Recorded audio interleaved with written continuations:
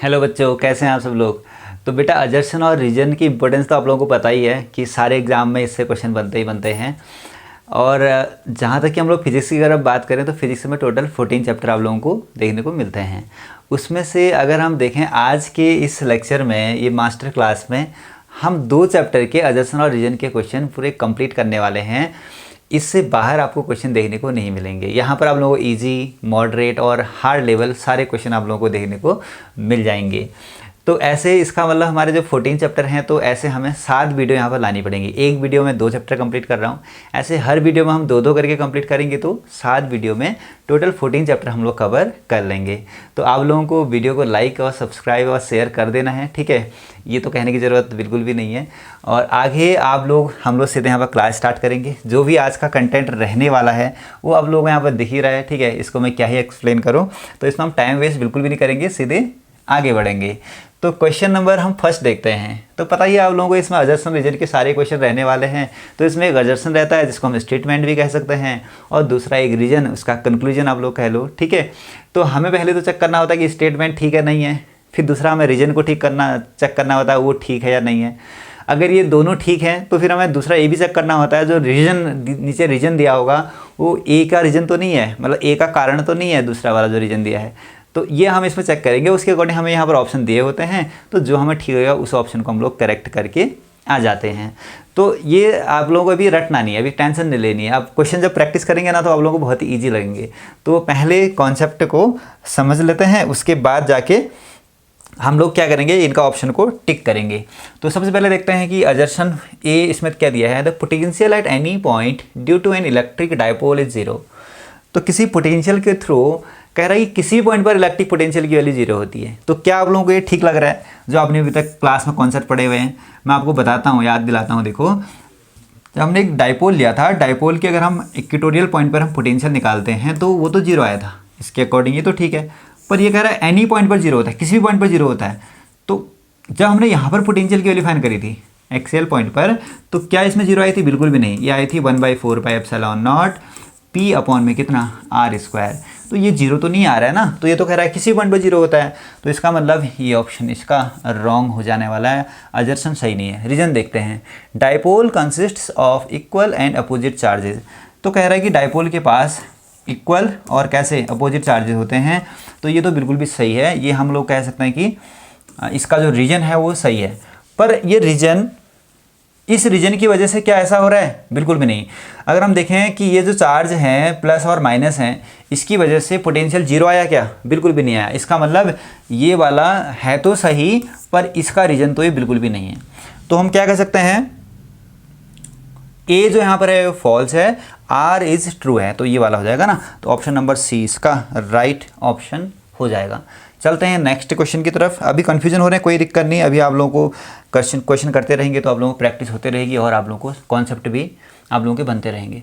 तो पहले में अजर्सन देखो क्या कह रहा है, electric field due to a dipole decreases faster than that due to a single point charge with distance. तो कह रहा है एक अगर हम डायपोल अगर हम देखें तो डायपोल और दूसरे किसकी बात कर रहा है, एक पॉइंट चार्ज की बात कर रहे हैं। तो कह रहा है कि जो डायपोल के थ्रू जो डिस्टेंस के बढ़ने के साथ जो इलेक्ट्रिक फील्ड में जो डिक्रीजमेंट आते हैं वो पॉइंट चार्ज के कंपैरिजन में बहुत ज़्यादा फास्टर होते हैं। मतलब इसमें बहुत जल्दी डिक्रीज होता है, इसमें धीरे धीरे डिक्रीज होता है। तो इनका अगर हम लोग फॉर्मूला देखें तो ई का जो फॉर्मूला, पूरा फॉर्मूला लिख रहा हूँ, तो किस पर डिपेंडेंट है? 1/r³ पर होता था। और ये किस पर डिपेंडेंट होता था पता है? 1/r²। इसका फॉर्मूला आपने निकाला था E = 1/4πε0 2p/ कितना, r³। इसका आता है 1/4πε0 और q/r²। तो मतलब ये डिस्टेंस के क्यूब के इन्वर्सली प्रोपोर्शनल है, ये स्क्वायर के हैं। तो यहाँ पर अगर हम देखेंगे बहुत जल्दी क्या आएगा, डिक्रीजमेंट आएगा, और यहाँ पर स्क्वायर है तो यहाँ पर कम डिक्रीजमेंट आएगा। तो ये तो बिल्कुल सही है। अब देखो रीजन देखो, electric field due to dipole varies as 1/r³, जैसे हमने बात कर ली थी, और पॉइंट चार्ज के थ्रू कितना 1/r² पर वेरी करती है। तो ये देखो, जब मैंने आपको इसको एक्सप्लेन करा तो कैसे, किससे एक्सप्लेन करा मैंने, यही तो आपको समझाया, और यही चीज़ इसने यहाँ समझा रखी। इसका मतलब ये जो दूसरा है ये इसका एक्सप्लेनेशन है या इसका रीजन है, तो फिर ये हमारा सही भी है। और दूसरा हम कहेंगे कि ये वाला ऑप्शन इसका ठीक होगा, A is true, R is true, true तो है ही है, and R is correct explanation of A. A का करेक्ट एक्सप्लेनेशन भी हमें ये देखने को मिल रहा है। मुझे लगता है आप लोगों को ये वाला क्वेश्चन अच्छे से समझ में आ गया होगा। ठीक है, तो आगे की ओर बढ़ते हैं और ऐसे आप लोग सारे क्वेश्चन के साथ बने रहेंगे तो कंफर्म है कि आप लोग एग्जाम में क्वेश्चन अजर्सन और रीजन का तो बिल्कुल भी नहीं छोड़ेंगे। ये आप लोगों के कॉन्सेप्ट बिल्कुल अच्छे बना देगा, अन्य भी कॉन्सेप्ट अच्छे बनाएगा ये। ठीक है, तो अजर्सन देखते हैं। Like charges ripple each other, तो लाइक चार्जेस रिपल करते हैं, बिल्कुल सही बात है। जैसे माइनस और माइनस में देखते हो तो रिपल्सन होता है, प्लस और प्लस में भी कैसा होता है, रिपल्सन होता है। तो ये तो हमें ठीक लग रहा है पहला। ठीक है, इसमें तो ठीक कर दो। Electrostatic force between two charges is always attractive, ये इसने गलत बात कर दी, क्योंकि अगर हम देखें हमेशा अट्रैक्टिव का तो नहीं होता। प्लस और माइनस है तो अट्रैक्टिव होगा ना, प्लस और माइनस में क्या होता है, अट्रैक्शन होता है। पर अगर माइनस माइनस है तो भी क्या होगा, रिपल्शन, और प्लस प्लस है तब भी क्या होगा, रिपल्शन। तो ऑलवेज अट्रैक्शन कह रहा है तो नहीं, ये तो गलत हो जाएगा। तो A is true, R is false, option number D correct. तो यहाँ तक आप लोग समझ गए होंगे। नेक्स्ट क्वेश्चन की तरफ बढ़ते हैं और शेयर जरूर करेंगे, ठीक है, वीडियो को, तो ताकि और लोगों तक भी पहुँचे और मुझे भी मोटिवेशन मिले। ठीक है, आगे हम लोग इसी से भी प्रॉपर और अच्छी वीडियो इसमें लेके आएंगे। तो अजर्सन देखते हैं। Glass rod when rubbed with silk cloth becomes positively charged. तो ठीक है, तो कह रहा है कि ग्लास रॉड को जब हम सिल्क से रब करते हैं तो ये क्या होती है, पॉजिटिव इसमें चार्ज आ जाता है, ये पॉजिटिवली चार्ज हो जाती है। कौन, रॉड, ग्लास रॉड। तो क्या ये सही कह रहा है, देखना, जब हम रॉड को सिल्क से रब करते हैं तो इसमें से इलेक्ट्रॉन इसमें चले जाते हैं। ध्यान देना, इलेक्ट्रॉन कहाँ की ओर जाते हैं, इधर की ओर। तो जब इलेक्ट्रॉन यहाँ जाएंगे तो यहाँ इलेक्ट्रॉन की कमी हो जाएगी तो पॉजिटिव चार्ज आएगा, यहाँ इलेक्ट्रॉन बढ़ गए तो फिर यहाँ कैसा चार्ज आएगा, नेगेटिव। तो इलेक्ट्रॉन कहाँ से जाएंगे बताओ, ग्लास से सिल्क की तरफ। तो ये बात तो बिल्कुल ठीक कह रहा है। ग्लास रॉड को अगर हम रब करते हैं कह रहा है तो सिल्क क्लॉथ के साथ तो पॉजिटिव चार्ज हो जाती है, बिल्कुल सही है, इसको कोई गलत नहीं कर सकता। Reason, electrons are transferred from silk to glass. अब देखो बोल दिया गलत, ग्लास से सिल्क में होते हैं, बड़े कह रहा है कि सिल्क से लेकर ग्लास में होते हैं, नहीं, ग्लास टू सिल्क। तो इसका मतलब ये वाला इसका रॉन्ग हो जाएगा। A is true, R is false, D option is correct. तो ये भी आप लोग समझ गए होंगे। ठीक है, नेक्स्ट क्वेश्चन की तरफ चलते हैं। Electrostatic force follows the inverse square law, बिल्कुल सही है। इलेक्ट्रोस्टैटिक फोर्स को हम लोग कूलाम फोर्स भी बोल देते हैं। तो कूलाम फोर्स में अगर हम देखते हैं फॉर्मूला जो आता है 1/4 pi epsilon not Q1 Q2 divided by कितना आता है, आर स्क्वायर। तो आप लोग देख सकते हैं ना, ये इनवर्स स्क्वायर लॉ यही वाला होता है। इसमें कितना, जहाँ भी 1/r² आप लोगों को देखने को मिले उस सारे के सारे इनवर्स स्क्वायर लॉ को फॉलो करते हैं। वेक्टर क्वांटिटीज होती हैं मैक्सिमम। ठीक है, तो ये होगा, तो ये तो ठीक लग रहा है हमें। उसके बाद देखो, Coulomb's force is directly proportional to the square of the distance. ऐसा तो गड़बड़ कर दिया ना इसने, डायरेक्टली प्रोपोर्शनल ना होता है स्क्वायर ऑफ डिस्टेंस के, कैसा होता है, इन्वर्सली प्रोपोर्शनल होता है। तो ये वाला तो बिल्कुल भी रॉन्ग हो जाएगा। तो इसमें ए इज़ ट्रू और R is false, A is true, R is false. अब भी डी ऑप्शन इसका करेक्ट हमें देखने को मिल रहा है। आगे क्वेश्चन में बढ़ते हैं। तो क्वेश्चन आप लोगों को आते रह होंगे समझ में। ठीक है, तो ऐसे क्वेश्चन आप लोगों के एग्जाम में भी देखने को मिल जाते हैं। प्रीवियस ईयर उठाना, इससे भी आप लोगों को ईजी क्वेश्चन देखने को मिलेंगे कुछ कुछ। तो अजर्सन में देखते हैं, the potential difference between two points in an electric field is independent of the path taken. तो कह रहा है कि यहाँ पर जो पोटेंशियल डिफरेंस होता है दो पॉइंट के बीच में, तो वो किस पर, जो उसके द्वारा पाथ क्या किया गया है, लिया गया है, उस पर इंडिपेंडेंट होता है। बिल्कुल सही है। तो अगर हम यहाँ पर देखें, जैसे मान लो ये दो पॉइंट है, ए मान लो, इसको बी मान लेते हैं, ठीक है ना। कंजर्वेटिव फील्ड अगर कहीं पर है तो चाहे वर्क डन है, चाहे पोटेंशियल डिफरेंस है, तो याद रखना ये केवल उसकी पोजीशन पर डिपेंड करते हैं, इनिशियल और फाइनल पोजीशन, पाथ पर डिपेंड नहीं करते। तो ये पाथ अगर हम कोई भी लें तो इन सारे पाथ के लिए इसका पोटेंशियल डिफरेंस v का दो अभी, ठीक है, dv ये वैल्यू क्या रहेगी, सेम रहेगी। तो इसलिए पाथ पर डिपेंड बिल्कुल भी नहीं करता, ये केवल किस पर डिपेंड करता है, पोजीशन पर डिपेंड करता है। तो ये तो बात ठीक कह रहा है पहला वाले में।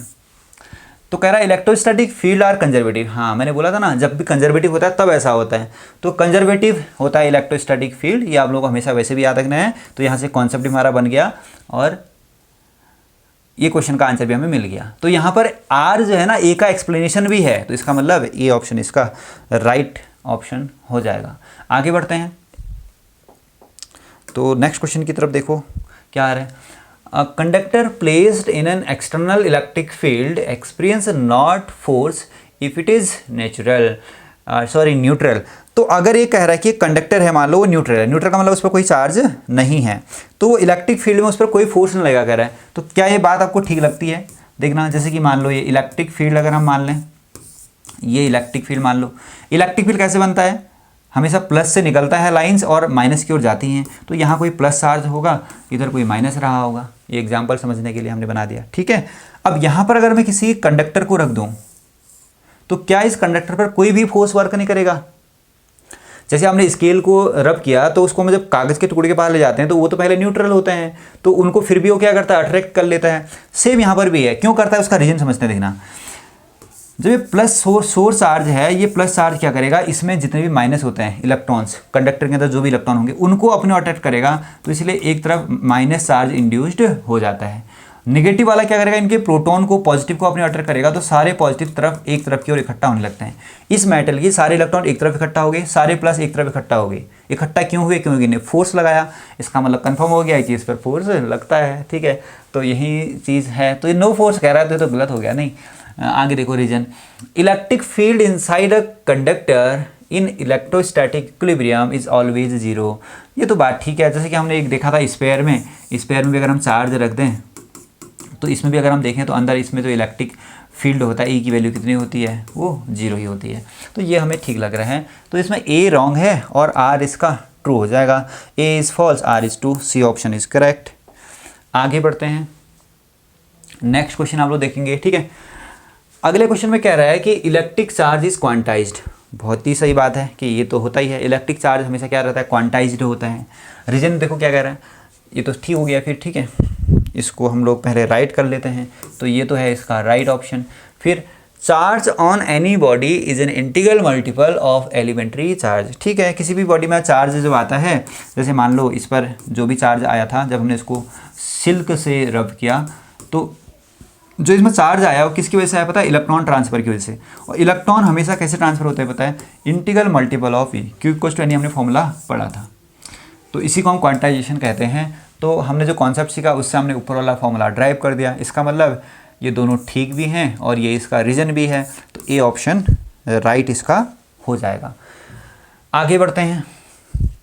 तो नेक्स्ट क्वेश्चन आप लोग देखेंगे तो क्या कह रहा है इसमें, ठीक है। वीडियो में पूरा बना रहना है, ठीक है बेटा। सारे क्वेश्चन करने हैं। अभी आपको क्वेश्चन इसमें दिख जाएंगे, मतलब 2 चैप्टर आपको कवर हो जाएंगे। सोचो ना, 30-40 मिनट की वीडियो से आप लोगों के ये अगर पूरे चैप्टर कवर हो जा रहे हैं तो इससे ज़्यादा आप लोग क्या ही लेंगे, ठीक है। और 7 वीडियो में तो पूरा सिलेबस से कवर हो जाएगा आप लोगों को। तो अजर्सन अगर हम देखें तो क्या कह रहा है? Test charge placed at the centre of uniformly charged spherical shell experiences a net force.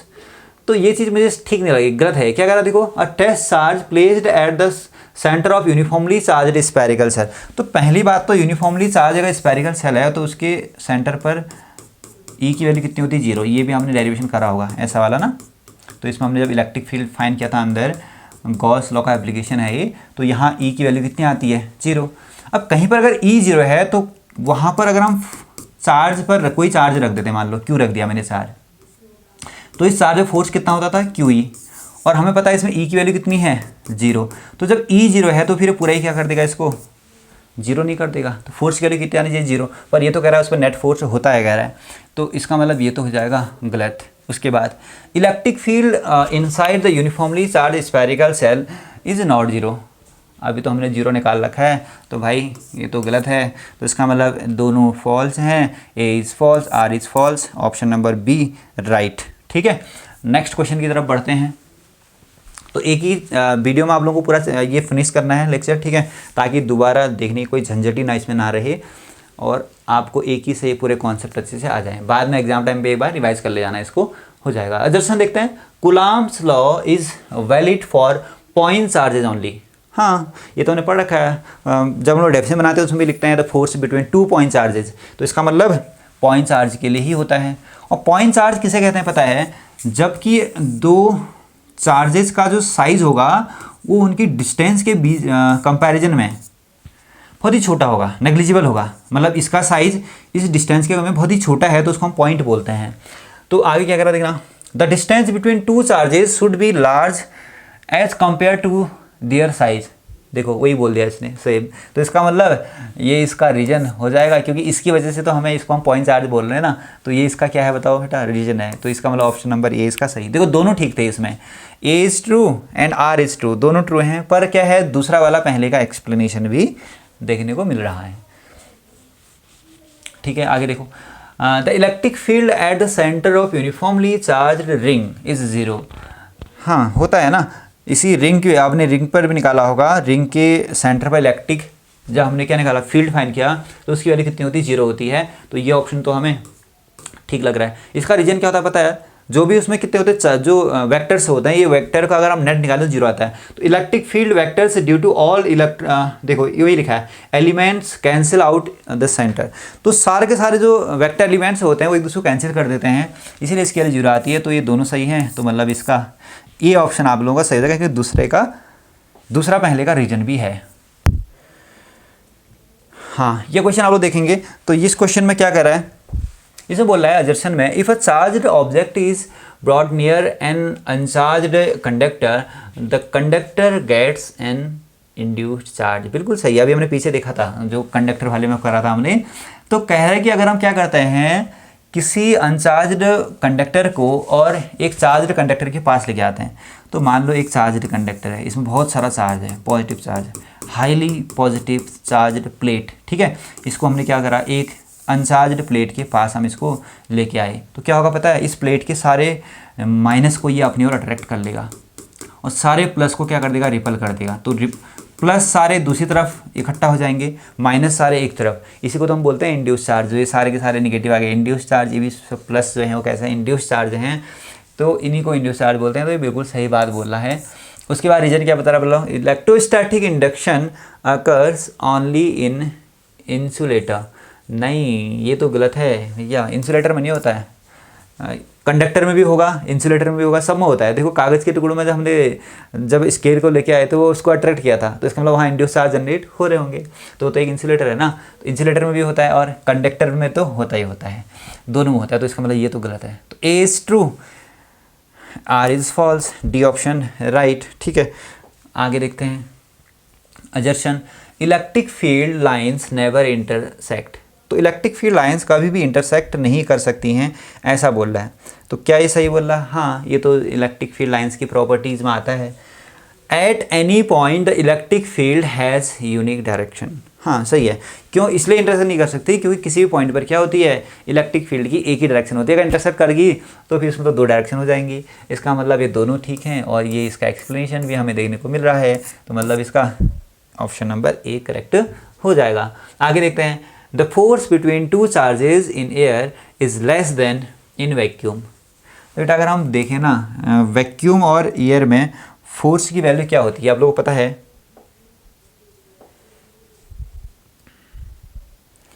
अरे भाई हट जा। तो अगर हम देखें दोनों में जो वैल्यू होती है, एफ की वैल्यू एयर में और वैक्यूम में देखें तो एयर में अगर मान लो 1/4 पाई एप्सिलॉन नॉट, पर के भी आएगा। के क्या होता है? एक डाइलेक्ट्रिक कांस्टेंट, कितना होगा? Q1 Q2 बाई कितना R²। और F अगर हम बात करते हैं किसमें, वैक्यूम में, तो 1/4 pi epsilon not Q1 Q2 divided by R²। तो यहाँ के की जो वैल्यू होती है ना वो 1 होती है, इसलिए यहाँ पर हम उसको लिखते ही नहीं है। यहाँ पर के की वैल्यू 1 से थोड़ा ज़्यादा होती है। तो यहाँ पर अगर के की वैल्यू थोड़ा 1 से ज़्यादा होगी तो एफ़ क्या हो जाएगा? छोटा हो जाएगा। तो कारण यही है फिर कि जो एफ़ की वैल्यू होती है वो क्या होती है, एयर में ये छोटी हो जाती है, किसकी वजह से? के की वजह से। और यहाँ इसकी वैल्यू क्या होती है? ज़्यादा होती है। तो ठीक तो है। The force between 2 charges in air is less then in vacuum, बिल्कुल सही है। ठीक है, उसके बाद आगे, relative permeability of air is slightly more than vacuum. हाँ ये इसी का रीजन है ना, क्योंकि इसकी जो क्या होती है, जो परमेबिलिटी होती है वो उससे क्या होती है, थोड़ा सा ज़्यादा। रिलेटिव परमेबिलिटी भी इसको ही बोलते हैं, ठीक है, के को, या इसको डाइलेक्ट्रिक कांस्टेंट भी बोल देते हैं। तो इसका मतलब इसका option number A right option इसका हो जाएगा। आगे देखो, a neutral body can be attracted by charged body. हाँ होता है, ठीक है। एक न्यूट्रल बॉडी को एक चार्ज बॉडी क्या करता है? अट्रैक्ट करता है। उसके बाद वो एक कागज़ के टुकड़े वाला एग्जांपल ले लेना। Induce charge are responsible for the attraction, बिल्कुल सही है। उसमें क्योंकि इंड्यूस चार्ज जनरेट होते हैं, इसकी वजह से ऐसा होता है। तो इसका ऑप्शन ये इसका सही हो जाएगा। तो क्वेश्चन में होता क्या ना बेटा, मतलब मैक्सिमम केस में आपको क्या देखने को मिलेगा, A is correct and R is correct explanation of A, तो ये टाइप का आपको देखने को मिलेगा। पर आपको तुक्का तो खैर नहीं लगाना है, ठीक है, पर मैक्सिमम क्वेश्चन में ऐसा हमको देखने को मिलता है। जब कभी कुछ ना समझ में आए, मतलब कि कन्फ्यूजन हो रहा हो कि क्या ऑप्शन लगाएं, तो ये वाला आप लोग लगा सकते हैं, नहीं तो पहले कॉन्सेप्ट को समझ के ही लगाएं। अजर्सन देखो, electrostatic potential is a scalar quantity. हाँ होती है, इलेक्ट्रोस्टैटिक पोटेंशियल क्या होती है, एक स्केलर क्वांटिटी होती है। It has only magnitude and no direction. और हाँ पता है कि स्केलर क्वांटिटी वो होती हैं जिनके पास केवल मैग्नीट्यूड होता है, डायरेक्शन नहीं होती है। तो मतलब ये भी सही है और उसका रीजन भी है, ठीक है, ये आप लोगों को समझ में आ गया होगा। आगे बढ़ते हैं, नेक्स्ट क्वेश्चन देखो। Assertion, potential due to an electric dipole at equatorial point is zero. बिल्कुल सही करा, ये तो हमने भी स्टार्टिंग फर्स्ट क्वेश्चन में करा था। इक्वेटोरियल पॉइंट पर इलेक्ट्रिक पोटेंशियल कितना होता है डाइपोल के, जीरो होता है। Reason, the potential due to positive and negative charge cancel, क्या कह सकते हैं, एट इक्वेटर, ठीक है, हाँ कैंसिल कर देते हैं दोनों ये एक दूसरे को, तो इसीलिए जीरो होता है। तो ये भी ऑप्शन इसका सही हो जाएगा। आगे देखते हैं, the potential inside a charged conducting sphere is constant. हाँ होता है, कांस्टेंट होता है। क्यों होता है पता है उसका, क्योंकि अंदर इलेक्ट्रिक फील्ड की वैल्यू क्या होती है, जीरो होती है। और वी का हमने फॉर्मूला पढ़ रखा है, ई जो होता है, ई की वैल्यू क्या आती है पता है, D V by D R minus करके, ये आपने पढ़ा है ना। अब यहाँ पर समझना क्या है, the potential inside the charge conducting sphere is constant. तो इसकी वैल्यू क्या होती है, कांस्टेंट होती है। और जब आप कांस्टेंट का डिफरेंशिएशन करते हैं तभी तो ई की वैल्यू कितनी आती है, जीरो। इसीलिए आपने देखा है, देखो ना ये कॉन्सेप्ट यहाँ पर भी अप्लाई हो जा रहा है। अगर हम स्फीयर के अंदर देखें तो यहाँ पर वी की वैल्यू क्या रहेगी, वी रहेगा कांस्टेंट। और जब आप कांस्टेंट का क्या करेंगे, डिफरेंशिएशन करेंगे, तो ई की वैल्यू यहाँ पर कितनी आ जाएगी, जीरो। और यहाँ पहले से पता है कि स्फीयर के अंदर ई की वैल्यू जीरो होती है, तो वी अपने आप क्या हो जाएगा, कांस्टेंट हो जाएगा। तो इनसाइड द कंडक्टर जीरो, देखो वही बोल रहा है, electric field inside the conductor zero, तो मतलब समझ गए होंगे आप तो, ठीक है। तो ये इसका आंसर हो जाएगा। आगे देखते हैं, assertion, capacitance of a parallel plate capacitor increases with increase in plate separation. तो क्या ये आप लोगों को ठीक लग रहा है? अगर आप लोग कैपेसिटेंस का फॉर्मूला देखें तो हमने पढ़ा होगा के A epsilon not divided by D. तो डी के बढ़ने से सी की वैल्यू क्या होगी, कम होगी। तो सेपरेशन को इंक्रीज करने से डिक्रीज होता है। इंक्रीजेज विद इंक्रीज इन, बिल्कुल गलत, ऐसा तो नहीं होता भैया। इंक्रीज होने से डिक्रीज हो जाता है, ठीक है। रीजन देखो, capacitance is inversely proportional to the distance between the plate. हाँ ये तो ठीक है, पर ये इसका गलत हो गया था। तो A is false, R is true. कहाँ पर है, A is false, R is true, C option right. आगे देखते हैं, the work done in moving a charge between 2 points on an equipotential surface is zero. बिल्कुल सही है। एक इक्विपोटेंशियल सरफेस कौन सा होता है, मतलब कि जिसके हर एक पॉइंट पर पोटेंशियल क्या हो, सेम रहे। अगर मान लो यहाँ पर पोटेंशियल 20 है तो यहाँ पर भी 20 है, इधर भी 20 है, इधर भी 20, हर जगह 20। अब एक मैं दोनों का डिफरेंस निकालूंगा तो कितना आएगा डिफरेंस, 20 माइनस 20, जीरो आएगा। तो ये तो बिल्कुल सही है। Reason, electric potential difference between those points is zero. Electric potential zero होता है, ठीक है, तो हमने पहले ही बात कर दिया। तो इसका मतलब ये ऑप्शन इसका राइट ऑप्शन हो जाएगा। आगे देखो, capacitance of a capacitor increases on inserting a dielectric. तो कैपेसिटेंस और कैपेसिटर क्या होता है, अभी आपने फॉर्मूला देखा था, फॉर्मूला क्या लिखा था हमने अभी, C इक्वल टू के A epsilon not divided by D. तो मतलब के को इंसर्ट करने से C की वैल्यू इंक्रीज होगी ना, ये न्यूमरेटर में हमें देखने को मिल रहा है। हाँ ऐसा ही तो बोल रहा है कि के को बढ़ाने से C क्या होता है, बढ़ता है कह रहा है, तो ये बिल्कुल सही है। Reason, dielectric reduces the effective electric field between the plates. हाँ इलेक्ट्रिक फील्ड जो होता है ना, इसकी वजह से रिड्यूस होता है, तब जाके C की वैल्यू क्या होती है बेटा, बढ़ती है। ये पॉइंट आप लोगों को याद रख लेना है, ठीक है। और ये आप लोगों को क्वेश्चन में कराया भी होगा प्रूफ, तो ये भी इसका सही है। तो इसका ऑप्शन नंबर ए इसका राइट ऑप्शन हो जाएगा। आगे देखो, नेक्स्ट क्वेश्चन क्या कह रहा है, potential due to a point charge decreases as distance increases. तो पोटेंशियल जो होता है पॉइंट चार्ज के थ्रू डिक्रीज होता है, कह रहा है डिस्टेंस को इंक्रीज करने से। हाँ ठीक है, डिस्टेंस को इंक्रीज करो पोटेंशियल डिक्रीज होगा, क्योंकि इन्वर्सली प्रोपोर्शनल है, ठीक है। Potential is inversely proportional to the distance, हाँ वही चीज़ बोल दी ना। तो इसका मतलब ये इसका दोनों सही भी हैं और आर ए का एक्सप्लेनेशन भी हमें देखने को मिल रहा है। आगे देखते हैं, तो बेटा यहाँ तो सारे क्वेश्चन आप लोगों ने कंप्लीट कर दिए। मैं तो उम्मीद भी नहीं करता इतनी जल्दी ये कंप्लीट हो जाएगा, पर इतनी फास्ट हम लोगों ने कंप्लीट किया। कहीं आप लोगों को ऐसा तो नहीं कि समझ में ना आया हो, तो बेटा एक बार और आप लोग देख लेना वीडियो, ठीक है। क्योंकि मैं चाहता था कि मतलब बहुत सारा टाइम वेस्ट ना करें, गप मारते रहेंगे 2-3 घंटे की वीडियो बनाए तो क्या ही फायदा है। तो जल्दी खत्म हो गया, ठीक है, और आप लोगों को सारे क्वेश्चन कवर हो गए। तो मुझे नहीं लगता आप लोगों को एडजस्टमेंट रीजन में कोई प्रॉब्लम आप होगी। इसके बाद आप सारे क्वेश्चन आप लोग आराम से कर लेंगे, क्योंकि कॉन्सेप्ट आप लोग सीख चुके हैं, ठीक है। तो थैंक यू सो मच, ठीक है। आप लोग का मन करे तो बेटा सब्सक्राइब कर देना, और लाइक शेयर आप लोग का मन करे तो कर देना, ताकि मुझे भी आपको इसमें मोटिवेशन मिले, कि मुझे लगेगा कि बच्चों के कमेंट आ रहे हैं और मेरी वीडियो को बहुत सारे लोग देख रहे हैं। तो अगली बार और आप लोगों के लिए ऐसी वीडियोज़ में लेके आऊँगा। Thank you so much for watching.